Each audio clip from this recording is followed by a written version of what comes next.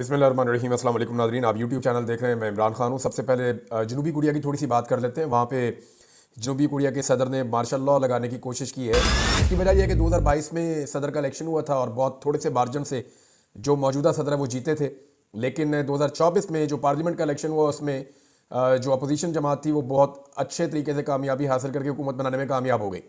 अब वो सदर को उठाना चाहते थे, सदर ने वहाँ पे मार्शल लॉ लगा दिया। पॉलिटिकल रीजन हैं और आपको पता है कि वहाँ की एस्टेब्लिशमेंट भी फिर इसी तरह इस्तेमाल हुई होगी जैसे पाकिस्तान में हुई है। बहरहाल वहाँ पे मार्शल लॉ जैसे ही लगाने का ऐलान हुआ तो लोग बहुत बड़ी तादाद में निकल कर सड़कों पे आ गए। लोगों ने कई ऐसे विजुअल नजर आए जहाँ पे वो गाड़ियों के नीचे लेट गए, फौजी गाड़ियों के आगे लेट गए, फौजियों को उन्होंने धक्के मारे। लेकिन हैरत की बात है, अभी तक हमने कोई ऐसा विजुअल नहीं देखा जहाँ पे लॉ इन्फोर्समेंट ने लोगों के ऊपर टॉर्चर किया हो। लोग बहुत बड़ी तादाद में निकले हैं और लोग क्यों निकले उसकी एक रीज़न ये भी है कि जनूबी कोरिया के बिल्कुल साथ ही शुमाली कोरिया है।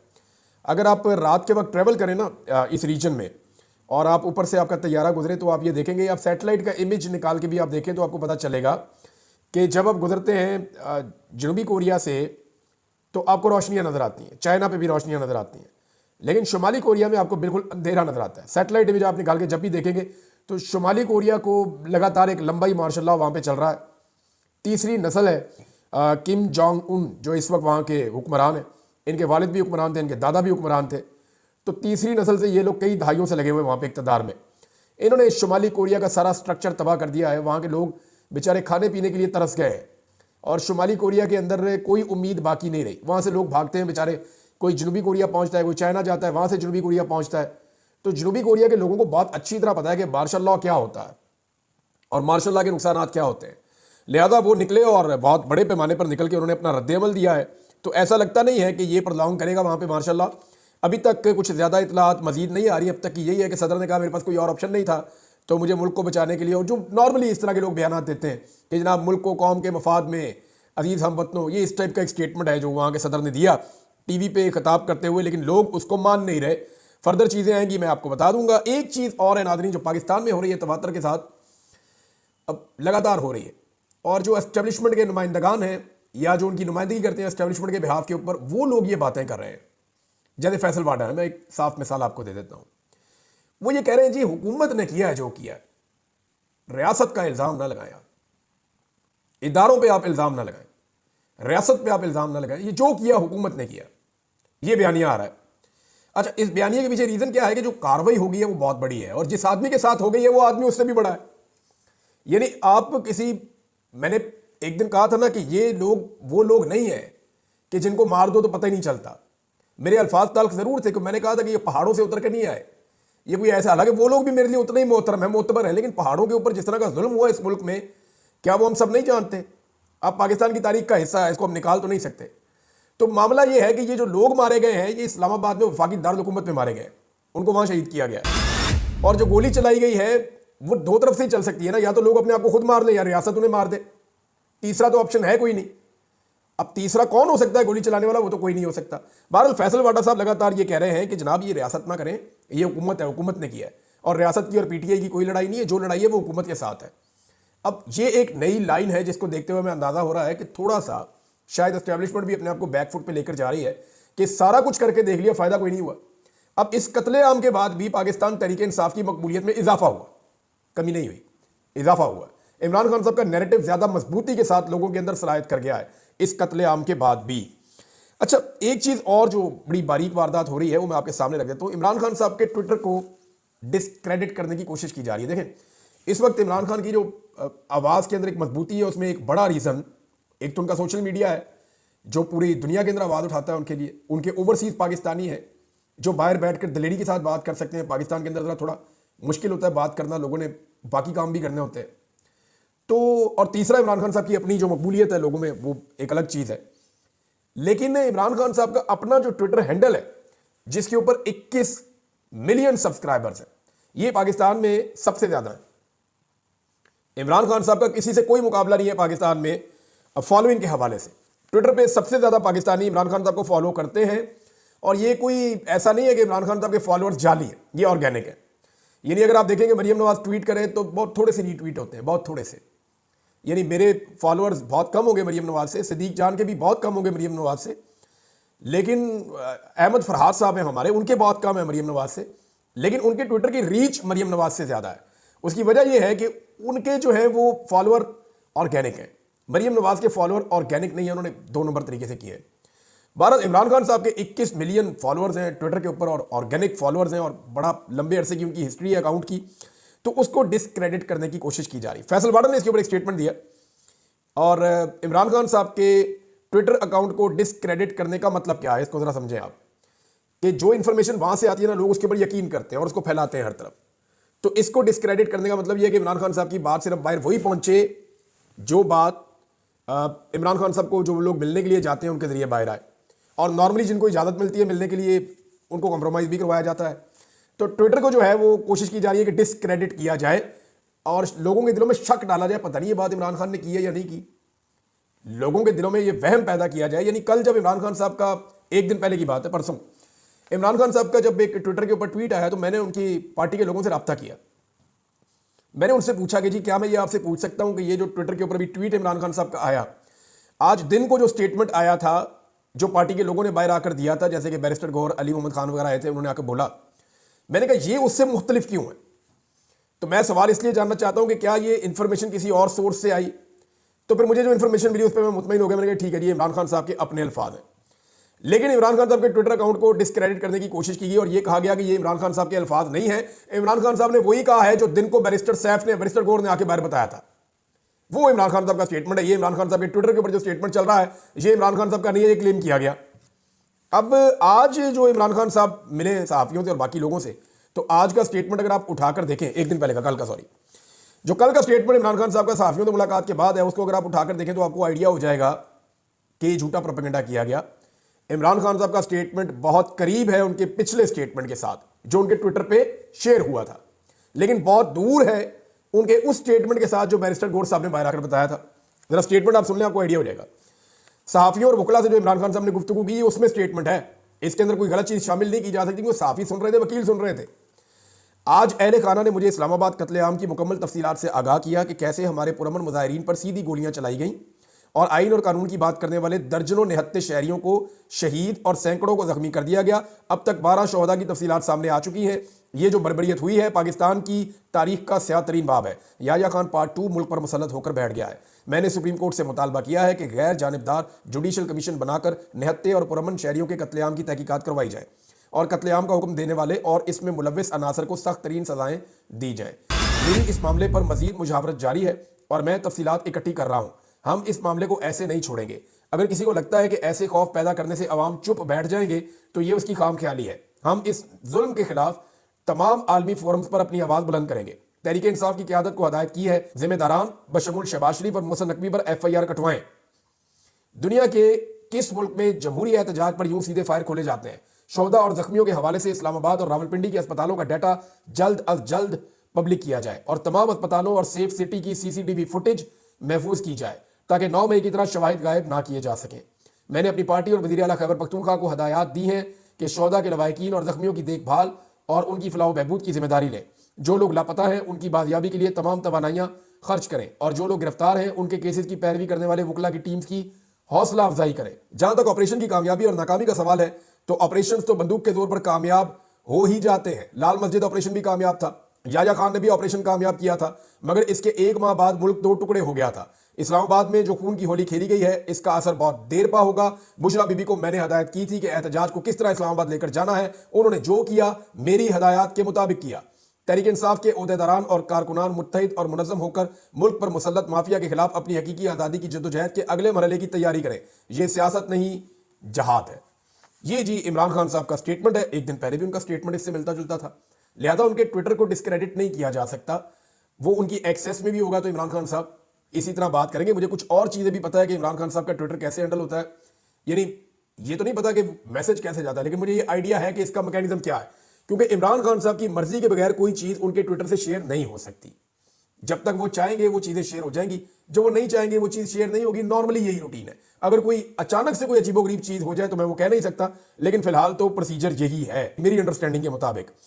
अब एक चीज और नाज़रीन, इस्लामाबाद में बड़ी सख्त ज्यादती हो रही है, उस पर मैं बात करूंगा, लेकिन इमरान खान साहब ने अपने आखिरी कार्ड के बारे में बात की जो उन्होंने अपनी बहन को बताया। तो तब से लेकर अब तक पाकिस्तान में एक बहस चल रही है कि इमरान खान साहब का आखिरी कार्ड हो क्या सकता है। देखिए 2-3 ऑप्शन है ना। एक तो इमरान खान साहब ने भूख हड़ताल की बात की थी और उन्होंने कहा था कि वो एक भूख हड़ताल पे जाएंगे। अगर इमरान खान साहब भूख हड़ताल पे जाते हैं तो फिर बेशुमार लोग भूख हड़ताल पे जाएंगे। पाकिस्तान नहीं बल्कि दुनिया भर के अंदर ये एक इवेंट बन जाएगा। तो अगर इमरान खान साहब भूख हड़ताल के ऊपर जाते हैं और कोई ऐसी चीज़ करते हैं तो ये एक कार्ड हो सकता है, लेकिन मेरे ख्याल में ये नहीं। एक और कार्ड है जिसका जिक्र इमरान खान साहब माजी में कर चुके हैं कि वो स्ट्रीट मूवमेंट चला सकते हैं, यानी गली मोहल्लों की सतह तक वो एहतजाज को ले जा सकते हैं। अब हर गली के अंदर तो पुलिस नहीं घुसेगी ना, हर गली के अंदर तो लॉ इन्फोर्समेंट के बंदे नहीं घुसेंगे। तो अगर गलियों मोहल्लों के अंदर जगह जगह एहतजाज होना शुरू हो गया और पूरे पाकिस्तान से इसके मनाजर आना शुरू हो गए और पूरी दुनिया के अंदर ये चीज़ें दिखाई गई तो इसका इंपैक्ट बहुत गहरा होगा और ये बड़ा जोरदार एहतजाज हो सकता है। तो क्या इमरान खान साहब स्ट्रीट मूवमेंट करने जाएंगे? क्योंकि इस वक्त लोगों का गुस्सा अपने उरूज पर है। जो सहाफ़ी फील्ड में जा रहे हैं उनसे जब मैं बात करता हूँ वो ये कहते हैं कि लोगों के सेंटीमेंट्स पहले से ज़्यादा खौफनाक हैं। लोग अब फाइनल कॉल से ज़्यादा गुस्से में हैं कि बड़ी ज्यादती हुई है इस्लामाबाद में और उसको लोगों ने दिल पर लिया। तीसरी एक चीज़ और हो सकती है कि इमरान खान साहब के दिमाग में कुछ ऐसा चल रहा है जो अभी किसी और के दिमाग में नहीं चल रहा। कई दफ़ा इमरान खान साहब जो है वो आउट ऑफ द बॉक्स आए, कई दफ़ा उन्होंने ऐसी चीज़ें की जिसका कोई अंदाज़ा और तखमीना नहीं लगा सका। तो मुमकिन है इस दफ़ा फिर उनके दिमाग में ऐसी कोई बात हो।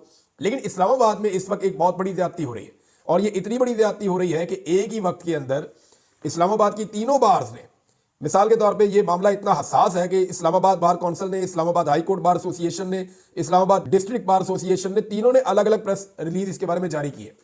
प्रॉब्लम यह है कि पश्तूनों को चुन चुन कर इस्लामाबाद में निशाना बनाया जा रहा है और ऐसे ऐसे वाकयात सामने आ रहे हैं। हमारे एक सहाफ़ी हैं दोस्त अदनान हैदर, वो बताते हैं कि उनका एक टैक्सी ड्राइवर है, बंदा बेचारा, वो उसको पकड़ के ले गए पुलिस वाले। वो जाकर पता किया, उन्होंने कहा जी इसका कसूर क्या है, उन्होंने कहा पीटीआई का, उन्होंने कहा नहीं है यार, साबित किया, उन्होंने कहा जी नहीं ये पठान है। अब आप अंदाजा कीजिए। एक एम्बेसडर है इस्लामाबाद में, सफ़ीर है गैर मुल्की, उनका जो शेफ है, जो खाना पकाने वाला कुक है, वो बावर्ची बेचारा वो पश्तून है, उसको उठाकर ले गए। और बाद में फिर उन्होंने माफी मांगकर छोड़ी, उसकी ज्यादती भी बहुत की। और बहुत सारे लोग हैं, एक पूरा होटल है काबुल होटल, उसके सारे मुलाजिम उठाकर ले गए। एक और होटल है, उसके सारे वेटर्स उठा के ले गए। तो जहां जहां पे उनको पश्तून नजर आता है ना, चाहे वो टैक्सी ड्राइवर है, चाहे वो गाड़ी चला रहा है, चाहे वो खानसामा है, चाहे वो कोई छोटी मोटी नौकरी कर रहा है, चाहे वो कोई चौकीदारी कर रहा है, चाहे वो छोटा मोटा कारोबार कर रहा है, किसी दुकान पर बैठा है, किसी होटल में बैठा है, कोई भी है, सबको उठा के गायब कर रहे हैं। आप अंदाजा करें कि पुलिस वाले लगातार गिरफ्तारियां कर रहे हैं। ये अली नासर रिजवी साहब जो हमारे वहां के आईजी हैं इस्लामाबाद के, वो इन्होंने तो चले जाना है यहां से, इस्लामाबाद पुलिस ने तो यही रहना है ना। तो ये जो पश्तून भाइयों के साथ जो सलूक इस वक्त इस्लामाबाद में किया जा रहा है, क्या ये रियासत और ये निज़ाम उसका खुमियादा भुगतने के लिए तैयार है? अली नासर रिजवी साहब ने तो जो जराइम कर दिए हैं उनको उसकी सजा भुगतनी पड़ेगी एक दिन, आज नहीं तो कल उन्हें भुगतनी पड़ेगी। और उनके चेहरे पर नजर आ रहा है कि जितना खौफ उनको अब है। ये चीजें करने से पहले उनको सोचना चाहिए था। बार बार मैंने उनको मुखातिब करके अपने वीलॉग में कहा कि आप एक लिमिट को क्रॉस ना करें, लेकिन बदकिस्मती से उन्होंने किया और अब वो फंस गए। अब ये मामला आज नहीं तो कल तो किसी सिरे चढ़ेगा ना, और किसी ना किसी का गला इसमें फिट हो जाएगा। तो नॉर्मली जो होता है ना, वो बड़े बड़े लोग इसमें बच जाते होते हैं, इसी तरह के लोग फंस जाते हैं जिनकी नौकरियां और जिंदगियां खराब हो जाती है। बहरहाल छोटे छोटे कारोबारी लोग, घरेलू मुलाजमीन, इनको उठाया जा रहा है। जो गरीब पश्तून है उन्हें लगातार इस्लामाबाद में उम्र का लिहाज किए बगैर उन्हें तकलीफ दी जा रही है और इससे नफरत पैदा होगी। नून लीग जो है उसने तो अब पता है उसको कि उसने सिंध में तो इलेक्शन कभी जीतना नहीं है। अब नून लीग को यह भी पता है कि उन्होंने खैबर पख्तूनख्वा पे भी कभी इलेक्शन नहीं जीतना। जो कुछ नवाज शरीफ ने खैबर पख्तूनख्वा के बारे में कह छोड़ा और जो उनके स्टेटमेंट रिकॉर्ड के ऊपर मौजूद है, अब इन्होंने खैबर पख्तूनख्वा से भी इलेक्शन फिलहाल नहीं जीतना और 10 साल तो ये इसके बारे में सोचे ही ना। तो उन्हें तो पता है कि उन्होंने खैबर पख्तूनख्वा में जाना ही नहीं है, लेकिन क्या बाकियों ने भी नहीं जाना? एएनपी ने इसके बारे में आवाज नहीं उठाई। फजल रहमान साहब की पार्टी को इस पर आवाज उठानी चाहिए। उनका खैबर पख्तूनख्वा में और जो बलूचिस्तान की पश्तून बेल्ट है वहां पर उनका बड़ा असर रसूख है और उनसे सारे ये तवक्को करते हैं कि वो गरीब पश्तूनों के लिए आवाज उठाएंगे कि ज्यादती हो रही है उनके साथ इस्लामाबाद में। यही आवाज जमात इस्लामी को भी उठानी चाहिए, उनको वहां वोट मिलता है। एएनपी को उठानी चाहिए, बाकी जमातों को उठानी चाहिए, लेकिन बाकी जमातें इसके ऊपर आवाज नहीं उठा रही। अभी तक पाकिस्तान तहरीक इंसाफ ने आवाज उठाई है, बुकला ने आवाज उठाई है, मीडिया ने आवाज उठाई है, सोशल मीडिया ने आवाज उठाई है और मैं उम्मीद करता हूं कि बाकी सारे लोग भी इस जुल्म, जबर और ज्यादती के खिलाफ आवाज उठाएंगे। पश्तून हमारे भाई हैं, उनका पूरा हक है वो पाकिस्तान में जहां दिल करे जाए, जहां दिल करे वहां रहें, जहां दिल करे वहां कारोबार करें। ये सारा पाकिस्तान उनका है, वो भी पाकिस्तान के उतने ही मालिक हैं जितने बाकी सूबों में मौजूद लोग पाकिस्तान के मालिक हैं। एक और नादरीन खबर है कि जो गिरफ्तार लोग हैं उनसे लगातार धड़ाधड़ बयान रिकॉर्ड करवाए जा रहे हैं। यानी उनको थ्रेट किया जाता है मेरे ख्याल में, या उन्हें बाहर की इंफॉर्मेशन नहीं है, या उन्हें डराया जाता है, लोगों से मिलने नहीं दिया जा रहा, लोगों की मुलाकातें नहीं करवाई दी जा रही। जो नौजवान गिरफ्तार हैं खैबर पख्तूनख्वा से आने वाले, तो उनके बयान रिकॉर्ड करवा के धड़ाधड़ पीटीवी के ऊपर चलवाए जा रहे हैं। और वो कोई कह रहा है जी मैं दहशतगर्द हूं, कोई कह रहा है जी मेरे पास बंदूकें थी, कोई कह रहा है मैंने बंदूकें देखी हैं, कोई कह रहा था जी मैं बंदूकें चला रहा था। तो हालांकि पूरी दुनिया से जो मीडिया आया हुआ था उन्होंने गवाही दी कि मुजाहिरीन निहत्थे थे, इनके पास कोई हथियार नहीं था। और पुलिस की हिरासत में इस किस्म के बयानात की कोई कानूनी अहमियत नहीं होती, कोई कानूनी हैसियत नहीं होती। जब तक कि कोई मजिस्ट्रेट के सामने जाकर अपनी मर्जी से बयान ना दे, जैसे कि इसहाक डार साहब ने दिया था बयान। हालांकि वो हिरासत में थे, लेकिन उन्होंने अपना बयान मजिस्ट्रेट के सामने जाकर दिया था। और इसहाक डार साहब का जो बयान था कि शरीफ खानदान ने मनी लॉन्ड्रिंग की है, उसके अंदर उन्होंने सारे सबूत भी दिए थे, जो सबूत बाद में साबित हो गए थे कि वाकई में मनी लॉन्ड्रिंग की है। लेकिन यहां पे तो सारी गवाहियां मौजूद हैं, पाकिस्तान का लोकल मीडिया मौजूद है, जितने इंडिपेंडेंट जर्नलिस्ट फील्ड में मौजूद थे या जो आलमी सहाफी, पाकिस्तान में आलमी इदारों से मुंसलिक सहाफी आए हुए थे, उन सब ने बताया कि जनाब मुजाहिरीन निहत्ते थे, उनके पास हथियार नहीं थे, उनके ऊपर गोली चली है, उन्होंने गोली नहीं चलाई। तो गोली क्यों चलाई, इस सवाल के जवाब में अब जो लोग गिरफ्तार हैं उनको प्रेशराइज करके उनसे स्टेटमेंट लिए जा रहे हैं। लेकिन दूसरी जानिब पाकिस्तान तहरीक इंसाफ का आप कारनामा देखें, मैं हैरान हो जाता हूं। पाकिस्तान तहरीक इंसाफ के पास इस वक्त लगभग 100 से ज्यादा जख्मी लोग हैं जिन्हें गोलियां लगी हैं। ये मैं नहीं कह रहा, ये इंडिपेंडेंट उर्दू की रिपोर्ट कह रही है, ये अस्पतालों से आने वाला रिकॉर्ड कह रहा है। और ये पाकिस्तान तहरीक इंसाफ का अपना क्लेम है कि उनके सैकड़ों लोगों को गोलियां लगी है। सैकड़ों को नहीं लगी तो कम से कम 100 से ज्यादा ऐसे लोग हैं जिनको बुलेट इंजरी आई है। एक अस्पताल का जो पहला इनिशियल रिकॉर्ड आया था उसी में 30 के करीब लोगों को गोली लगी हुई थी, और दूसरे अस्पताल का अलग है रिकॉर्ड। और बहुत सारे लोग ऐसे हैं जो मरम पट्टी करके वापस निकल गए थे। अब पाकिस्तान तहरीक इंसाफ की यह जिम्मेदारी होनी चाहिए कि वो अपने जख्मी लोगों से बयानात रिकॉर्ड करवाए और हुकूमत के बयानात को काउंटर करने के लिए सोशल मीडिया पे और मीडिया पे डालें। वो भी बताएं जनाब ये हमारा जख्मी है, ये जख्मी है, ये जख्मी है, ये जख्मी है, ये जख्मी है, इनके नाम सुने और इनसे पूछें इनको गोली कहां लगी और कैसे लगी। वो भी अपने जख्म दिखाएं और बताएं। तो जो नैरेटिव बनाया जा रहा है ना इस वक्त पाकिस्तान तहरीक इंसाफ के खिलाफ, तहरीक इंसाफ को आइडिया ही नहीं है कि ये कितना खौफनाक है और आने वाले दिनों में इनके साथ क्या किया जाएगा। तो इसी वक्त इस नैरेटिव को काउंटर करना है, और जब तक क़यादत संजीदा होकर इसके ऊपर बैठ के फैसला नहीं करेगी तब तक ये मामला आगे नहीं बढ़ेगा। मैं पहले भी ये अर्ज कर चुका हूं कि जो शहीद हो चुके हैं उनके घर वालों के इंटरव्यूज करें ताकि वो रिकॉर्ड के ऊपर रहें। कल को सूरत बदल भी सकती है। नंबर 1 उनके इंटरव्यूज करें, उनको रिकॉर्ड के ऊपर रखें। नंबर 2 जितने लोग जख्मी हुए हैं उन तमाम लोगों के इंटरव्यू तसल्ली से रिकॉर्ड करें, आधे आधे घंटे के, तसल्ली से उनको सारा कुछ बताने दें और उनके जो पीसी है वो निकाल के सोशल मीडिया पर डालें ताकि रिकॉर्ड रहे कि इन लोगों को गोली लगी है और गोली धरने के अंदर लगी है। लेकिन अभी तक तो फिलहाल इसके अंदर कोई डेवलपमेंट नहीं हो रही। हत्ता कि जो मेरी पास आखिरी इतलात है उसमें सीसीटीवी फुटेज को इमरान खान साहब अब 2 मरतबा ये कह चुके हैं उसको महफूज करने के हवाले से कोई एक्टिविटी पाकिस्तान तहरीक इंसाफ ने नहीं की, और ना ही अभी तक मोहसिन नकवी और दीगर के ऊपर एफआईआर के हवाले से कोई कार्रवाई हुई है। हाँ, एक कमेटी बनी है मेरी इतला के मुताबिक। लतीफ खोसा साहब बड़े जबरदस्त लॉयर हैं, ये फौजदारी मुकदमात के, यानी उनकी बाकी सारी चीजों की आप काबिलियत एक तरफ रख दें, फौजदारी मुकदमात में लतीफ खोसा जो है वो आप ये समझ लें कि वो एक कानून की पूरी किताब है और उनको बहुत समझ है फौजदारी मुकदमात की। तो अगर उनको आगे किया है तो वो अपनी टीम के साथ मिलकर इसके ऊपर एक अच्छी हिकमत अमली बना सकते हैं। लेकिन ये काम इनको अब तक कर देना चाहिए था और जल्दी करना चाहिए था। एक नौजवान जिसे गोली लगी और वो बेचारा वीडियो बना रहा था, उस वक्त उसको गोली लगी थी, अता तारड़ ने उसके खिलाफ वीडियो कर दी। अब उस नौजवान ने दोबारा वीडियो बना के अता तारड़ की पूरी प्रेस कॉन्फ्रेंस का पोस्टमार्टम ही कर दिया। आप अंदाजा करें इमरान खान साहब ने कैसा शऊर दिया पाकिस्तान तहरीक इंसाफ के नौजवानों को कि एक आम नौजवान जिसे कल तक कोई जानता भी नहीं था, उसने वफाकी वजीर की पूरी प्रेस कॉन्फ्रेंस का अकेले ने बैठ के एक मोबाइल के साथ पोस्टमार्टम कर दिया। वीडियो देख के मैं हैरान हो गया, एक एक जुमले का उसने जवाब दिया और साबित कर दिया झूठा। अब तक के लिए इतना ही। अपना ख्याल रखिएगा, अपने इस चैनल का भी। अल्लाह हाफ़िज़।